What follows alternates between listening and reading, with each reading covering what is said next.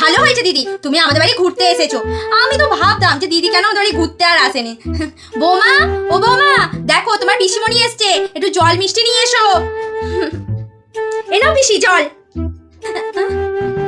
আরে বৌমা, হাতে করে কেউ জল দেয়? প্লেট কোথাও, প্লেটে করে জল দাও। আর আর মিষ্টি কই? যাও প্লেটে করে মিষ্টি সাজিয়ে নিয়ে এসো। হ্যাঁ আনছি। আরে তোমার কাছে কি লোকাবো গো দিদি, ছেলেটা যে এমন নিজে পছন্দ করে বিয়ে করে আনলো যে মেয়ে ঘরের কাজকর্ম তো কিছু জানেই না, আর আমার কাছ থেকে যে শিখে নেবে তার কোনো ইচ্ছাই নেই। সারাদিন খালি ঘরে বসে বসে ফোনটা নিয়ে বসে থাকে।